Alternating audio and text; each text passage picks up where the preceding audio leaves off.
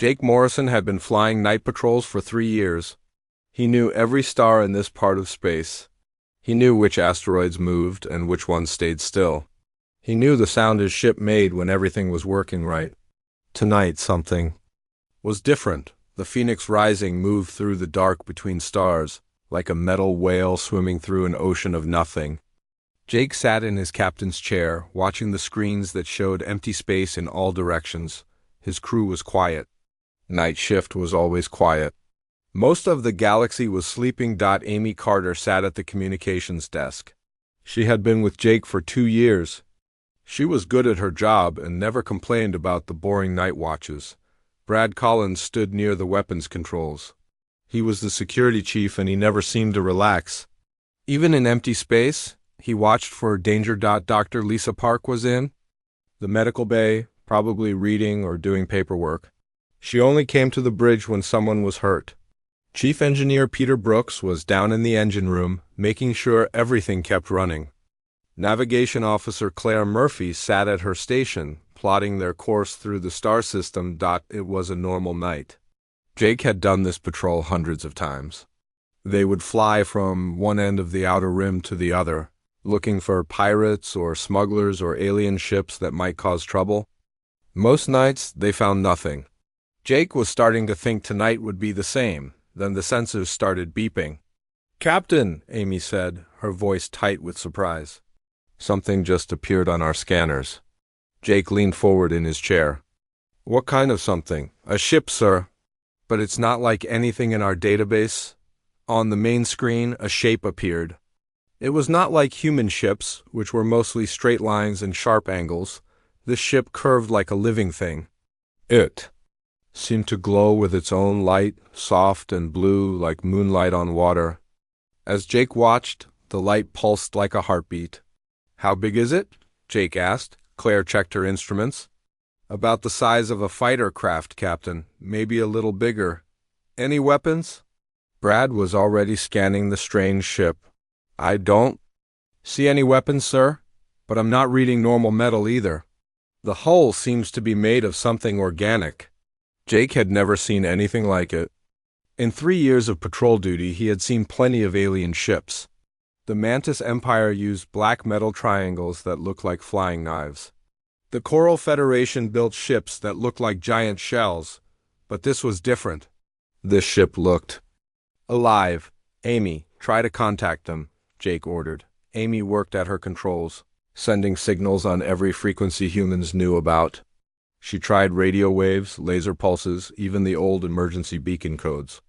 Nothing came back except static. "No response, Captain," she reported. "Either they can't hear us or they don't want to talk." Jake stood up from his chair. Something about the ship made him feel strange. Not afraid, exactly, but excited. Like when he was a child and found a present he wasn't supposed to open yet.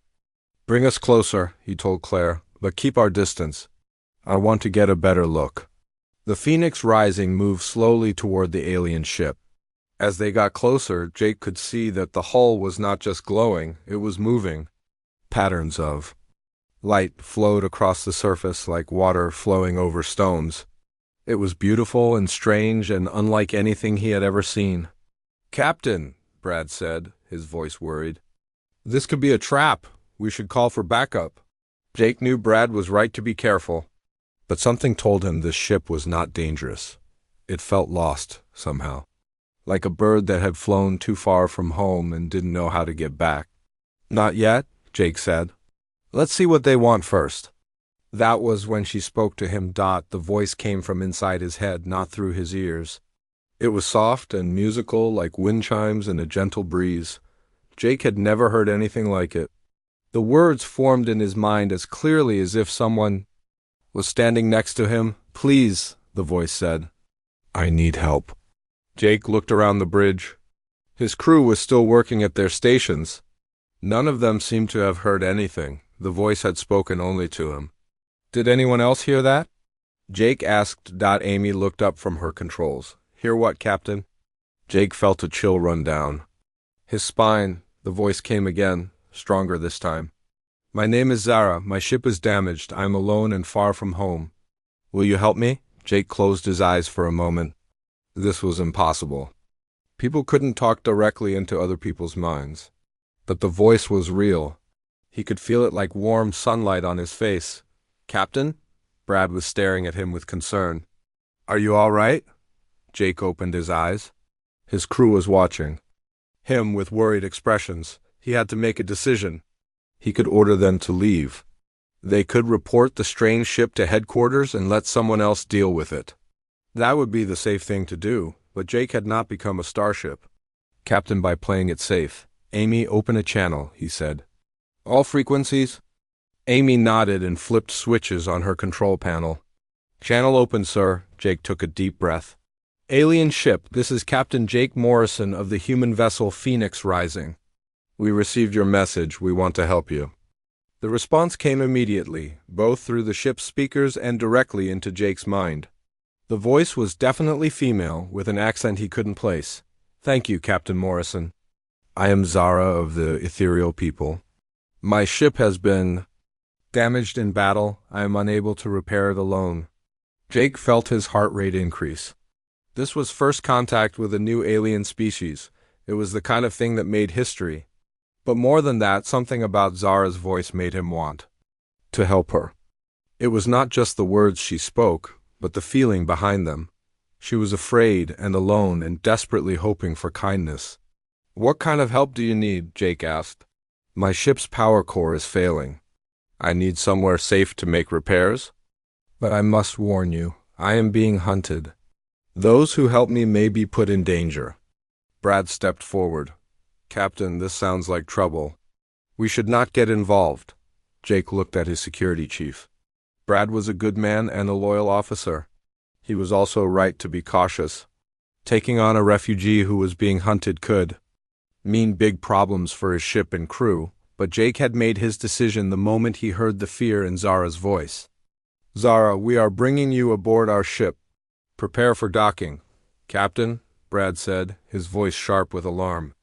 "This is not wise. We know nothing about this alien or who is hunting her." Jake turned to face his security chief. "Brad, I understand your concerns. But we are not going to leave someone alone in space to die. That is not what humans do." Claire was already working at her controls. "Docking Bay 2 is ready, Captain." "But sir, her ship is too big to fit inside. She have to dock at the external port." "Make it happen," Jake ordered Dot as the Phoenix Rising moved into position. Jake felt something he had never experienced before. It was like electricity running through his veins, making his skin tingle and his thoughts race. He told himself it was just excitement about meeting a new alien species. But deep down, he knew it was something more. Through the bridge windows, he could see Zara's ship getting closer.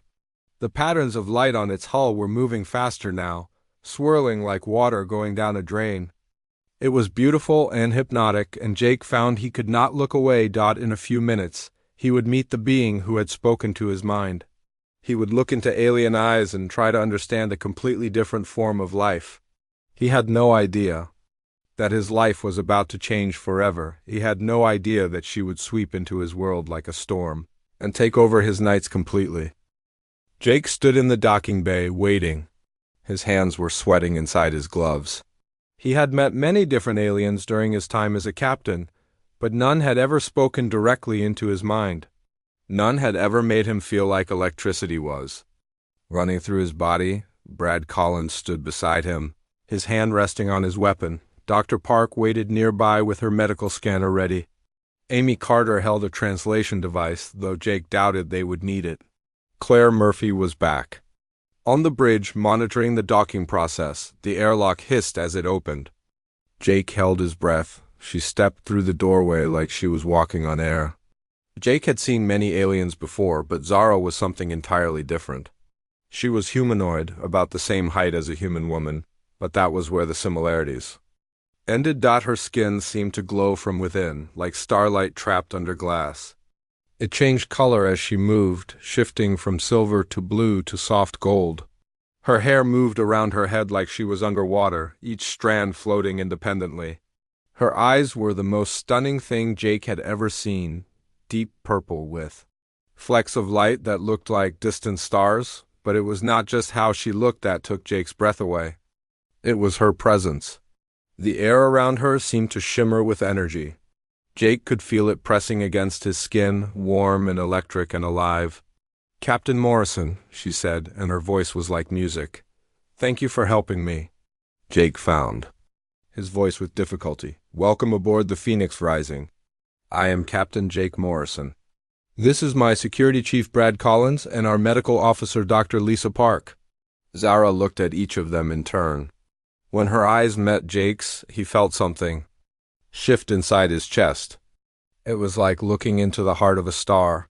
"I am Zara of the Ethereal People," she said. "I am grateful for your kindness, but I must warn you again, those who hunt me are very dangerous. They will not hesitate to destroy your ship to capture." May," Dr. Park stepped forward with her scanner. "May I examine you? I need to make sure you are not injured and that you will not make our crew sick." Zara nodded. "Of course." Dr. Park ran her scanner over Zara's body. The device beeped and clicked, but the readings made no sense. "Captain, her body temperature is normal, but she seems to be generating her own electromagnetic field." "I have never seen anything like it. What does that mean?"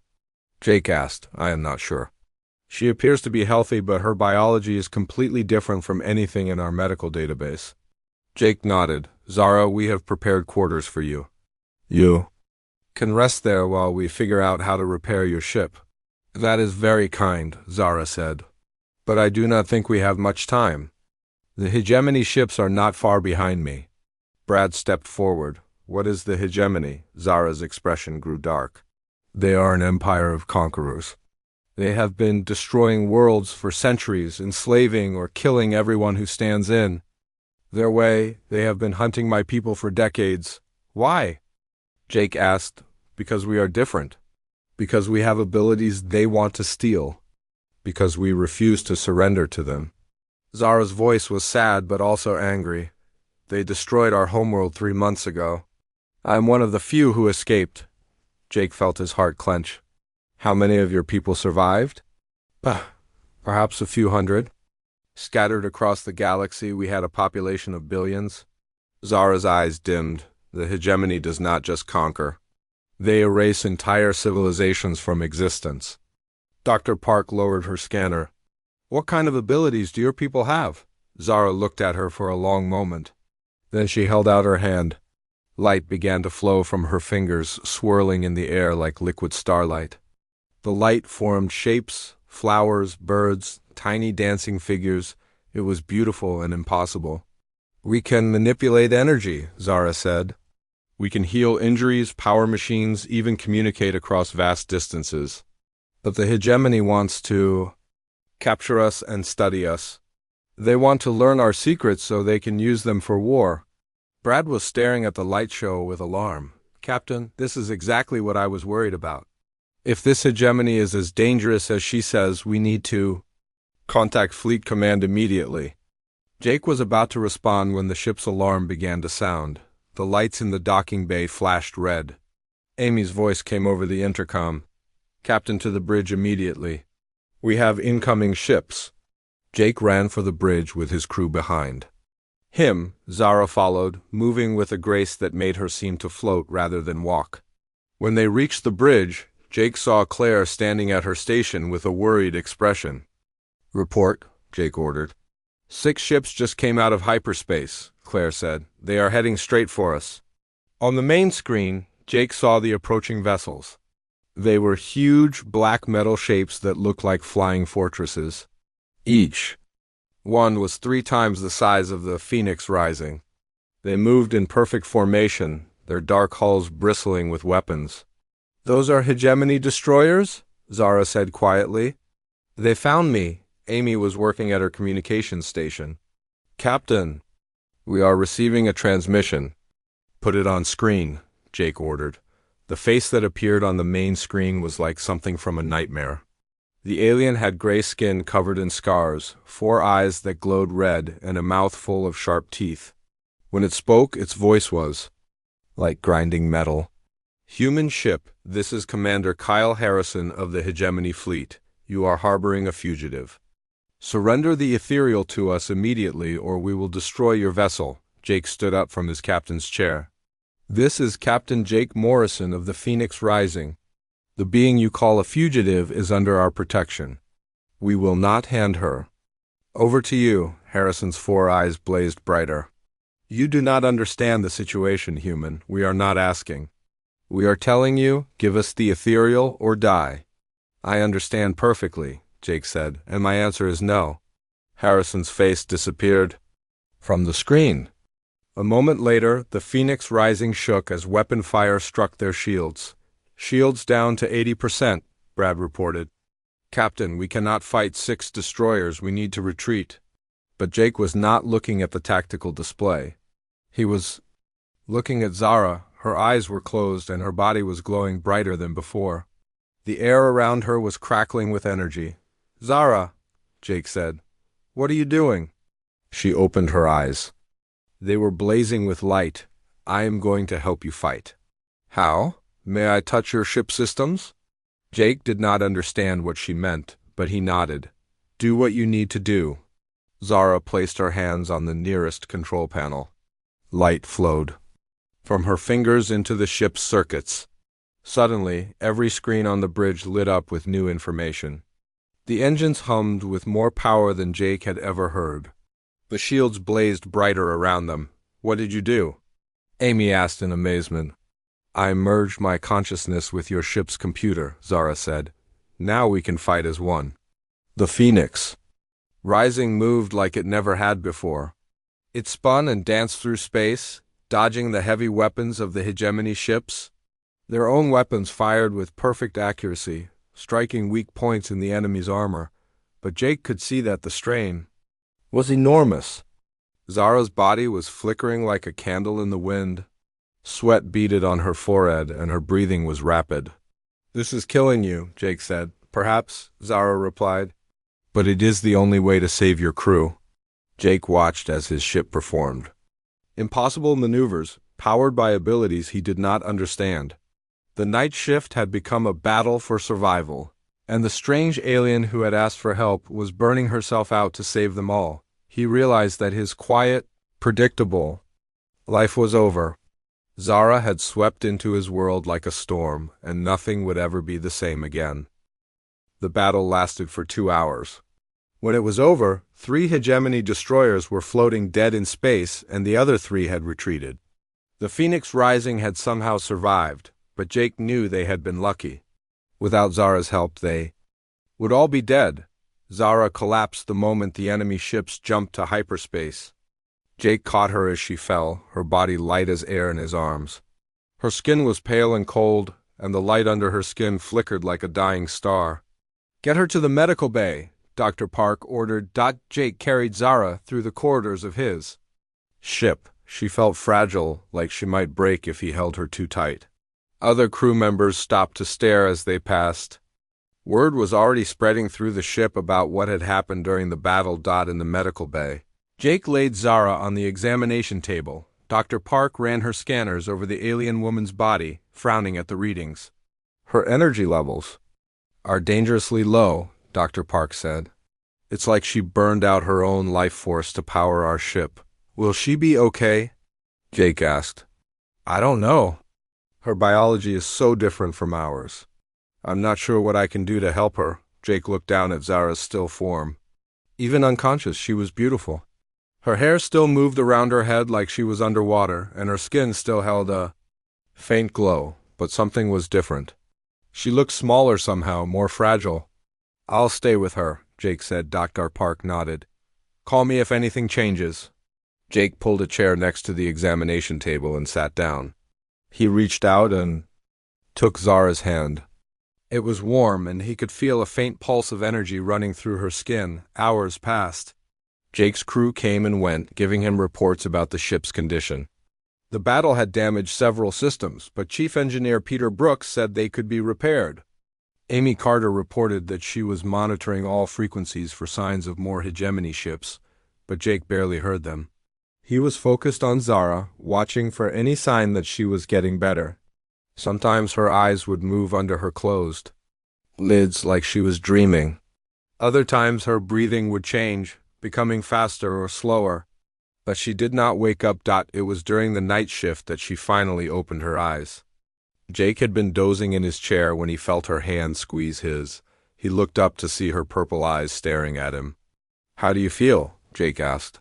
"Tired," Zara said, her voice barely above a whisper. "But alive, thanks to you." "You saved." "US?" Jake said. "You saved my entire crew." Zara tried to sit up, but Jake gently pushed her back down. "Rest," he said. "You need to recover your strength." "I cannot rest for long," Zara said. "The hegemony will send more ships. They will not give up." Jake nodded. He had been thinking the same thing. "Then we need to get you somewhere safe." "There is nowhere safe," Zara said sadly. "The hegemony controls half the galaxy. They have been hunting my people for so long that we have forgotten what it means to have a home." Jake felt anger building in his chest. "What gives them the right to hunt you?" "Might," Zara said. "They are stronger than us, so they take what they want. They see us as tools to be used, not as people with our own lives and dreams." Jake stood up and began pacing around the medical bay. "There has to be something we can do. Some way to fight back." Zara watched him with tired eyes. "You are a good man, Jake Morrison, but you do not understand what we are facing. The hegemony has destroyed entire star systems. They have wiped out civilizations that were older than your species. What can one human ship do against such power?" Jake stopped pacing and looked at her. "I don't know, but I won't just give up."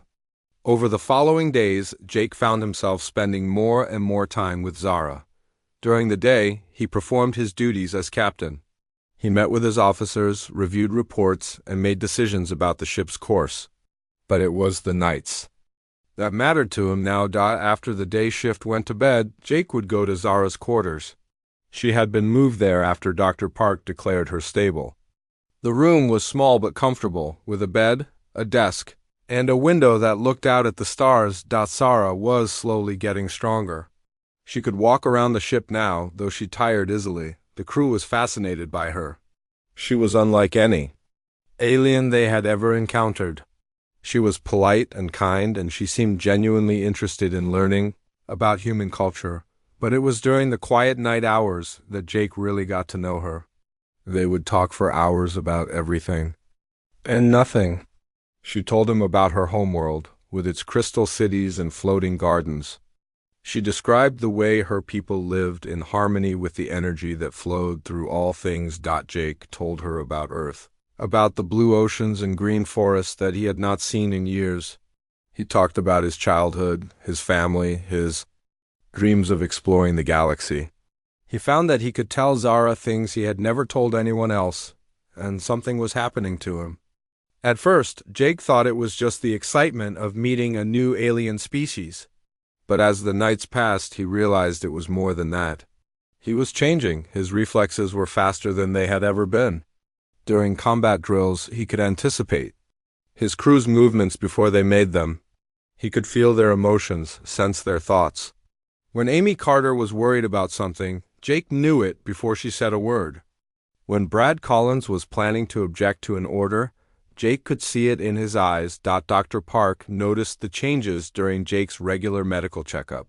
"Your brain activity has increased by 30%, she said, studying her scanner readings. "Your reaction time is now twice as fast as normal. And your cellular regeneration rate has improved dramatically." "What does that mean?" Jake asked. "I'm not sure," Dr. Park said. "But I think it has something to do with your contact with Zara. Have you been spending a lot of time with her?" Jake nodded. "We talk most nights? Physical contact?" Jake felt his face grow warm. "We sometimes hold hands."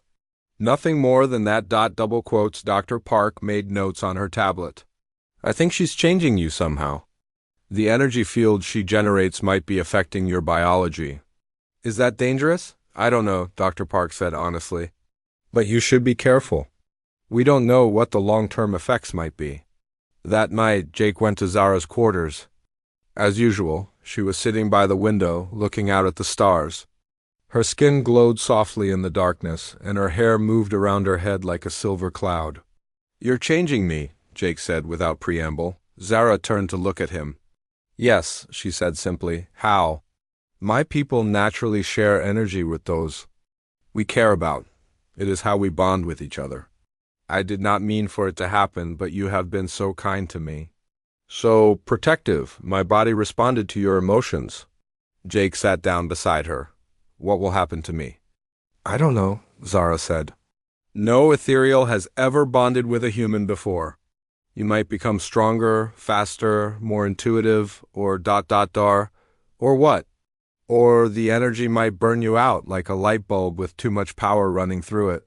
Jake was quiet for a moment. Then he reached out and took her hand. "I'm not afraid," he said. Zara squeezed his hand. "You should be," she said softly. "Because I think we are both changing into something new. Something that has never existed before." Jake looked into her star-filled eyes and felt the energy flowing between them. He was no longer entirely human, and she was no longer entirely ethereal. They were becoming something else, something that might be strong enough to fight the hegemony, or something that might destroy them both. 2 weeks after the first battle, Jake no longer needed sleep. He would lie in his bed for an hour or two, but real sleep never came. Instead, he would feel energy flowing through his body like warm water, refreshing him better than any rest. His crew was starting to notice. During morning briefings, Jake would answer questions before they were fully asked. He seemed to know what everyone was thinking before they said it. Amy Carter mentioned that his eyes sometimes glowed with a faint light, just like Zara single quotes S. Dr. Park was worried. She ran test after test, but Jake's body was changing faster than she could understand. His muscle density had increased by 40%. His bones were becoming harder than steel. His nervous system was rewiring itself in ways that should have been impossible. "Captain, I think you should stop spending so much time with Zara," Dr. Park said during a private meeting. "The changes are accelerating. I'm not sure your human body can handle much more." Jake looked at her with eyes that seemed to see right through her. "I feel fine, Doctor. Better than fine. I feel more alive than I ever have. That's what worries me," Dr. Park said. "Your body is burning energy at an incredible rate. If this continues, you might burn out completely." But Jake was not listening. He could feel Zara calling to him from across the ship. Not with words, but with something deeper. A pull in his chest that made him want to go to her immediately. "I have to go," Jake said. Standing up abruptly, Dr. Park watched him leave with concern. She had seen this kind of obsession before in people who were addicted to dangerous drugs, but this was something different. Something that scared her more than any addiction. Jake found Zara in the ship's arboretum, a small garden where the crew could relax among growing plants. She was sitting under a tree, her hand resting on its trunk. The tree's leaves glowed with the same soft light as her skin. "You're giving it energy?" Jake said, sitting down beside her. "All living things need energy to grow," Zara said. "I am just sharing what I have." Jake reached out and touched the tree trunk.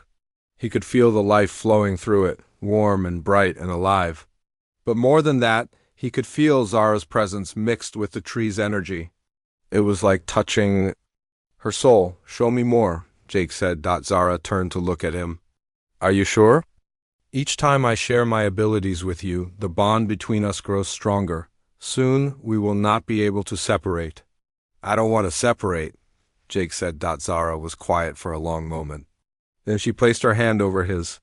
"Close your eyes," she said. Jake closed his eyes and felt the world explode into light. Suddenly, he could see energy flowing through everything around him. The tree pulsed with green life force. The walls of the ship hummed with electrical current. His crew members, scattered throughout the Phoenix Rising, glowed like candles in the darkness, but brightest of all was Zara herself. She was like a star sitting next to him, her energy so bright it should have hurt to look at. Instead, it felt like coming home. "This is how my people see the universe," Zara said.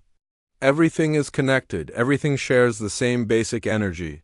We are all Part of the same great pattern? Jake opened his eyes, but he could still see the energy patterns overlaid on the normal world. It was beautiful and overwhelming at the same time. I can still see it, he said in wonder. You will always see it now, Zara said. You are becoming. Like me, part human, part ethereal, part something entirely new. Over the following days, Jake's transformation accelerated. He could now move faster than any human should be able to. During combat drills, he dodged practice shots that should have been impossible to avoid. He could lift objects that would normally require 2 or 3 men, but it was not just his physical abilities that were changing. Jake found that he could sense his crew's emotions and thoughts. When Amy Carter was homesick, he could feel her sadness like a weight in his chest. When Brad Collins was angry about something, Jake could taste the bitterness in his own mouth. This new awareness was both a gift and a curse. Jake cared about his crew, but feeling their emotions as if they were his own was exhausting. He found himself retreating to his quarters more often, trying to find some peace from the constant flow of other people's feelings. It was during one of these retreats that Commander Harrison contacted them again. Jake was in his quarters, trying to meditate the way Zara had taught him, when Amy's voice came over the intercom. Captain, we're receiving a transmission from the Hegemony Commander. Jake made his way to the bridge. His crew was assembled at their stations, looking tense. On the main screen, Commander Harrison's scarred face appeared. Captain Morrison, Harrison said. I have a proposition for you. I'm listening, Jake said. Surrender the ethereal to us, and we will let you and your crew go free. You will be allowed to return to human space without any interference from the hegemony. Jake felt his anger flare. And if I refuse, then we will hunt you across the galaxy. We will destroy every human ship that tries to help you. We will make your species pay for your defiance. You're threatening my entire species because I won't hand over one refugee? Harrison's red eyes glowed brighter. The ethereal is not just a refugee, she is a weapon. Her people have abilities that could change the balance of power in the galaxy. We cannot allow such power to remain uncontrolled. Jake looked at his crew.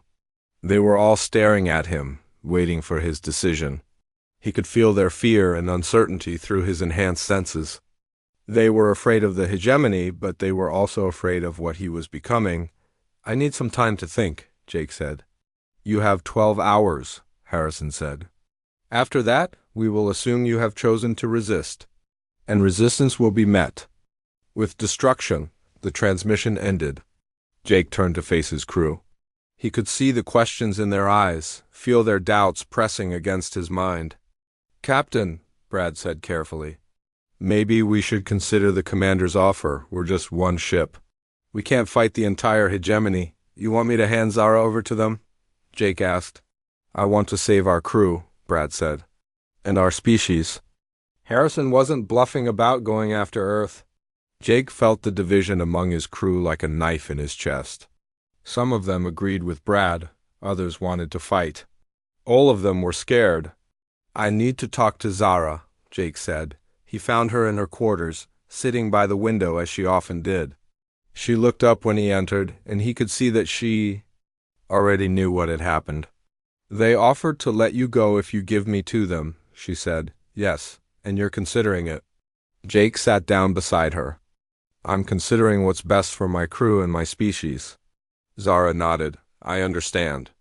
You should not sacrifice so many for the sake of one. But you're not just one person, Jake said. You're important. Your people were important. The hegemony destroyed an entire civilization just to get to you. And they will destroy yours too if you continue to protect me. Jake took her hand. Through their connection, he could feel her sadness, her guilt, her love for him. It was overwhelming. There has to be another way, Jake said. There is, Zara said quietly. But it would require you to trust me completely. To let me change you even more than I already have. Jake looked into her star-filled eyes. What are you talking about? I can make you strong enough to fight the hegemony. But the process would transform you into something that is no longer human. You would become like me, but more powerful. Powerful enough to protect both our species, What's the catch? You might not survive the transformation. And if you do, you might not remember who you used to be. Jake was quiet for a long moment, then he squeezed her hand. If it means protecting my crew and stopping the hegemony, I'll do it. Zara's eyes filled with tears that sparkled like liquid starlight. Are you sure? I'm sure. Then we begin tonight. The transformation began at midnight. Jake lay on his bed while Zara sat beside him, her hands glowing with energy. The process was unlike anything he had ever experienced. It felt like his entire body was being taken apart and put back together. Cell by cell, pain shot through every nerve in his body. But mixed with the pain was something else, a feeling of becoming more than he had ever been before. Jake could feel his consciousness expanding, touching parts of the ship he had never seen, sensing his crew members sleeping in their quarters. Don't fight it, Zara whispered. Let the energy flow through you.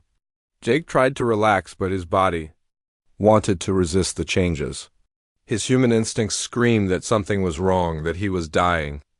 But when he looked into Zara's eyes, he found the strength to continue. Hours passed. Jake lost all sense of time.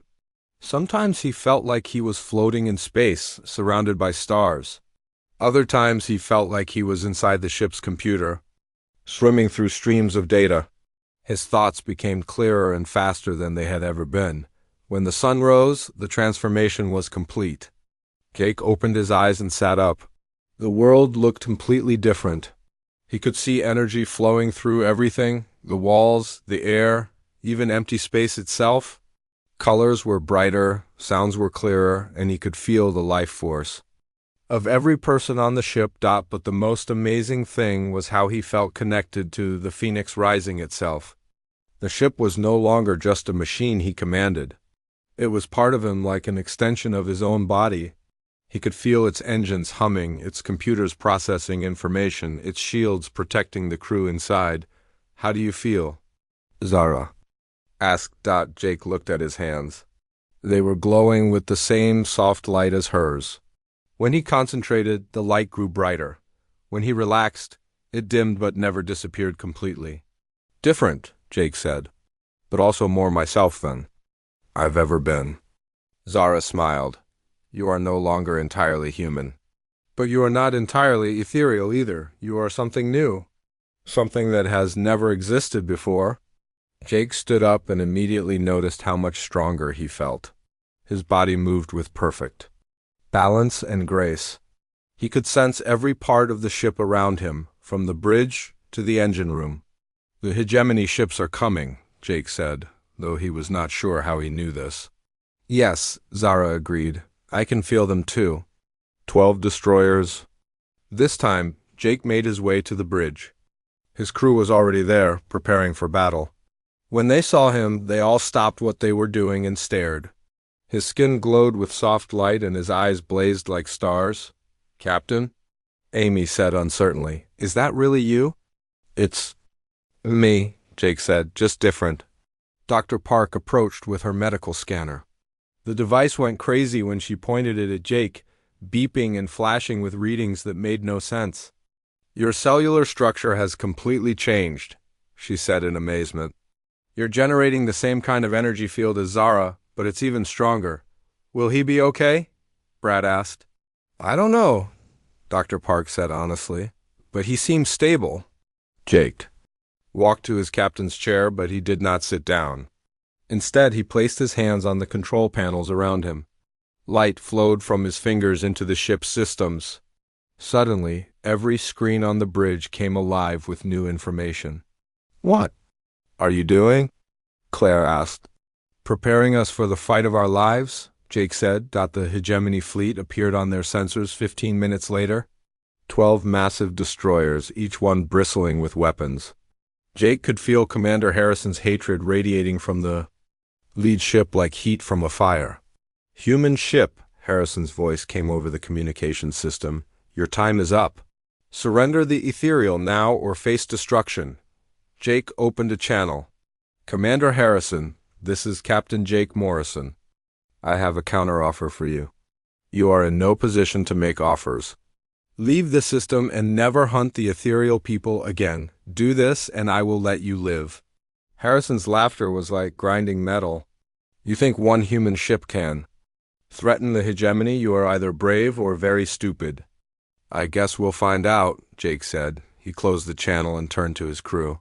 Everyone, prepare for battle. But don't be afraid. Today we show the galaxy that humans don't back down from bullies. The hegemony ships opened fire. Dozens of energy beams and missiles flew toward the Phoenix Rising, but Jake was ready for them. He reached out with his new abilities. Feeling the weapons approaching like he could touch them with his hands, the ship moved like it was alive. It twisted and spun through space, dodging attacks that should have been impossible to avoid. When weapons did hit their shields, the energy was absorbed and redirected back at the enemy ships. How are we doing this? Amy asked in wonder. Zara and I are sharing our energy with the ship, Jake explained. We're making it stronger, faster, more alive. But the battle was just beginning. The hegemony ships spread out, trying to surround them. Jake could feel their strategy forming before they executed it. He guided the Phoenix Rising through their formation, striking at weak points in their armor. 2 enemy ships exploded in brilliant flashes of light. A third lost power and drifted helplessly in space. But there were still 9 destroyers left, and they were adapting to the Phoenix Risings. New abilities. They're learning our patterns, Brad warned. Jake nodded. Then it's time to stop holding back. He looked at Zara, who was standing near the navigation station. She nodded and placed her hands on the controls. Together they reached out with their combined consciousness touching every system on the ship. The Phoenix Rising began to change. Its hull rippled like water, reshaping itself for maximum efficiency. New weapons grew from its surface, powered by pure energy. The ship's shields became so bright they lit up the entire battle zone.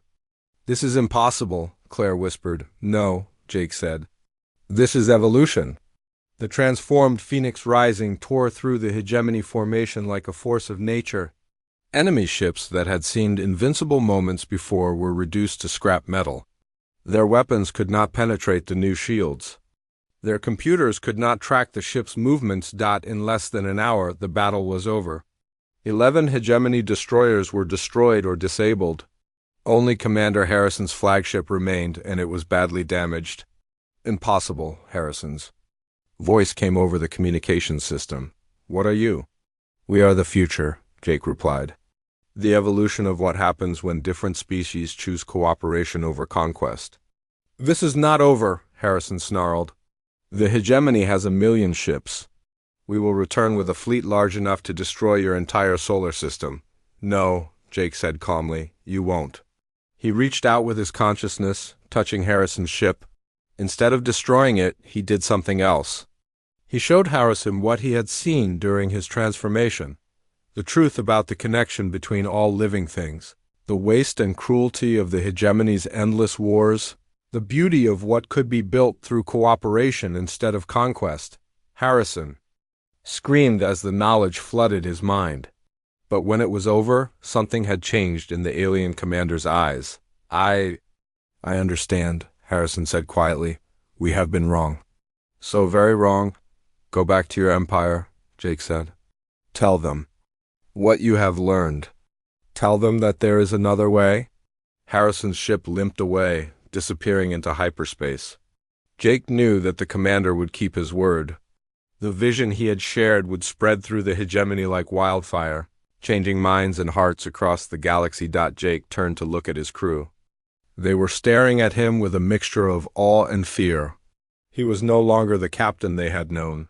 He was something new, something powerful, something that might be more than human. Are you still Jake Morrison? Amy asked softly. Jake smiled. I'm still me, just more than I used to be. Dr. Park approached with her scanner again. The energy readings are off the charts. You and Zara are generating enough power to light up a small city. Jake looked at Zara, who was glowing brighter than ever. What happens now? Now we help others, Zara said. There are refugees scattered across the galaxy.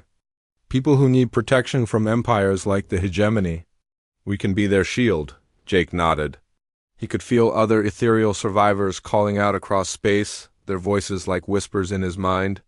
But he could also sense human ships in trouble, alien species facing extinction, countless beings who needed help.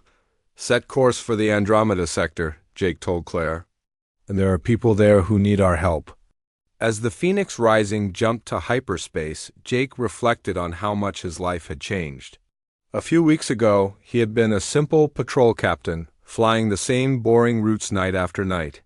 Now he was something new, something powerful, something that could make a real difference in the galaxy. Zara had swept into his life like a storm, and she had indeed taken over his nights completely.